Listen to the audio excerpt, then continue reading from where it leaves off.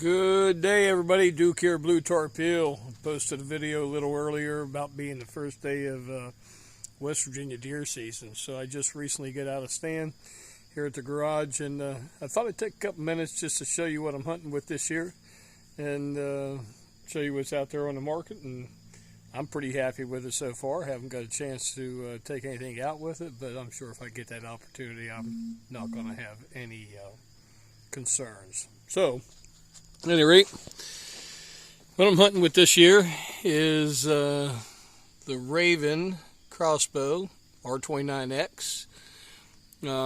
This bow is 29 inches long, has a crank cocking system. This band right here actually goes into a trigger block, attaches to the string, and then you crank it with that handle right there, and that pulls it back super quiet. It does have 300 pounds of pull on it, so you're not going to pull this by hand. It is completely resistance free. As the bolt kicks into this, once that gets pulled all the way back, the arrow will lay on these rollers, so there will be nothing in the flight path. Quiver holds 3 arrows. The scope that I'm using is a Burris Oracle X. It is a range-finding digital scope. Reason I went with that because my eyesight can't really see too much in fiber optics. It gets real blurry. And standard crossbow scope has a whole bunch of lines in it. With again, my eyesight it doesn't work good for me on that. So this particular scope, you put it up, it's got one single set of crosshairs, and you hit the wireless trigger on it, which is located, you can't really see it, but right where my holding hand would be. And whatever's in the crosshair, it's going to automatically range it well past 100 yards. And it's going to give you one illuminated dot to use. Now, I did sight this thing in.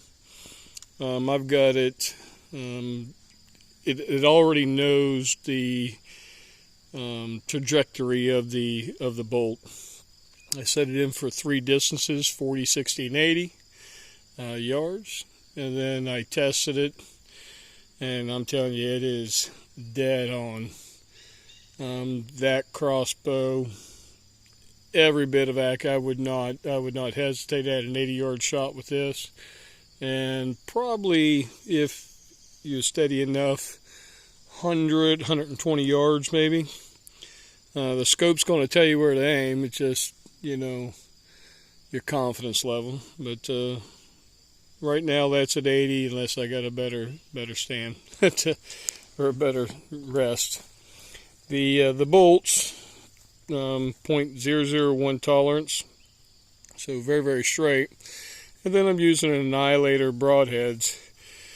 Now on these broadheads, it is one solid piece, and if you notice, there's a cup on them. In that cup, I've heard mixed reviews on it. A lot of people think that would give, resistance on it and cause poor arrow flight. But what it actually does is it going through, as it hits the cavity, it's building up pressure and air, and it's pushing that mass forward, and therefore you have no restriction on the arrow shaft or anything. When I tried one out just to see how it's going to fly, it does fly just like a field point.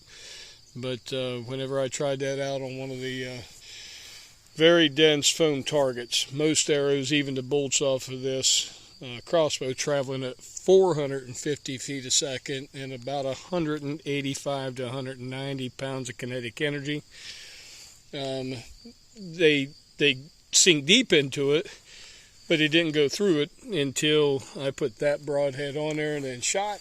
And I can tell you, whatever's standing in the way, be somewhere else. Any rate, that's the bow that I'm shooting with this year. And then also, I don't know, I want to show you the meat pole, blue torpedo meat pole.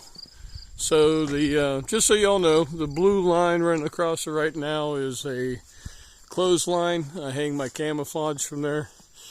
But these are all logs that I peeled up here on the mountain. Even the wood sign up on top, of course it doesn't look like a sign now, but I'm going to get some metal numbers up there or letters and put blue torpedo. Got my come along system where you hang the deer up at. I took rebar, number 4 rebar, drilled some holes and liquid nails it in there. Though you can set your knives down on there. This here is to put your saws. Got another saw hook over here. And you come around the backside.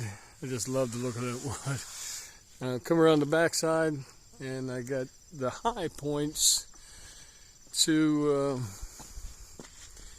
when we're pulling the deer up, just like the chain's covered up there. The chain's always hanging in your way. Those are bolted up on top. See the bolt through it right there. I'm not a big fan of the cedar look. I'd have rather had a natural look, but you know, once I sanded these down and got them prepped, they did need to get sealed, and I had that sealer. It's an 8-year seal on it, and I had that seal already here, so didn't want to let it go to waste, so used it for the meat pull, and I think it turned out rather well. At any rate, I'm going to go ahead and get a couple things done here before the evening hunt, and I think go over doing current video of the house project. Thanks for watching, guys. Blue torpedo, life on the mountain.